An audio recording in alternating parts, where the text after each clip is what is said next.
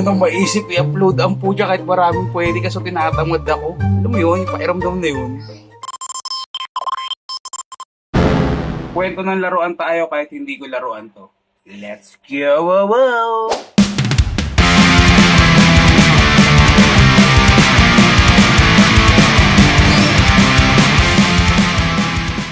Last year, may nagregalo nito kay Baby Boy. At hinahayaan ko na si Baby Boy na laruin to kahit magkawala-wala at magkasira-sira since toys are meant to be played. Pero nagulat ako sa ganda at laki nitong laruan na to.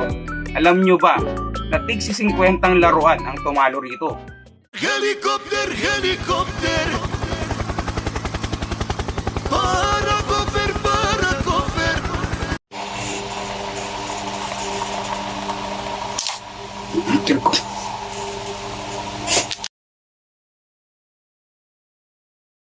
So itong laruan na to, itong helicopter na to, nabili ko lang to for 50 pesos sa Supimart.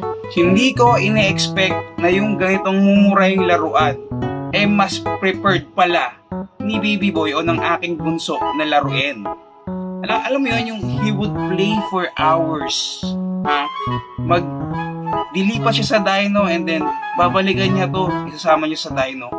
Ililigpit niya yung dyno, hawak-hawak niya to hanggang kamo, nung unang bili ko nito sa pagtulog. Sa katunayan niya, para lang maisama ko tong laruan na to, dito sa video na to, kailangan ko pang ilagay tong ganun sa ilalim ng t-shirt ko para di niya makita na nasa akin yung laruan niya and nila ko yung pintuan ng kwarto ko.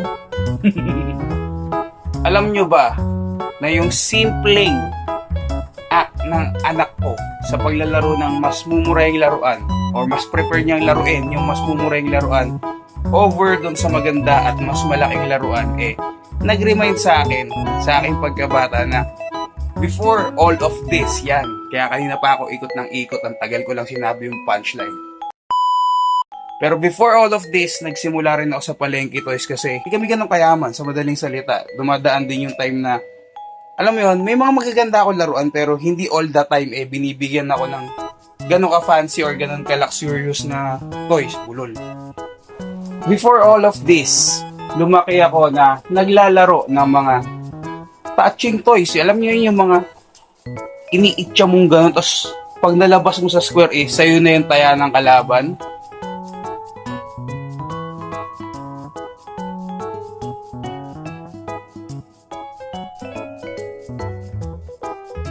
Kung yung anak ko ang koleksyon ngayon, ganitong klaseng micro bricks, tayong mga batang 90s at 80s, meron tayong sarili nating Lego noon. Kung natatandaan niyo yung ganito.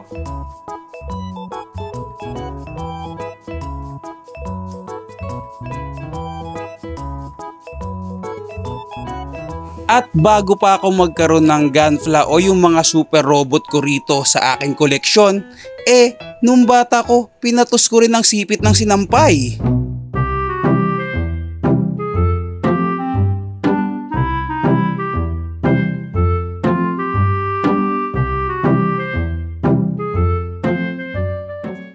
Napakasimple lang ng mga bagay-bagay na meron tayo noon. Pero napapasaya tayo. Siguro, ang message nitong content ko ngayon maging kontento tayo sa mga bagay na simple lang. Maghangad man tayo ng mataas, iba pa rin yung binibigay ng simpleng buhay lang. So, wag natin stress yung sarili natin sa mga bagay-bagay na hindi natin kaya or hindi natin ma-handle kasi tatanda ka lang lalo niyan. Yakapin mo ang pagiging pusong bata and be always mayabang sa mga bagay-bagay, kahit small things man yan na na-achieve mo. Aray ko. So, yun lang guys. Tapos na. Bye-bye. Bye-bye ka na.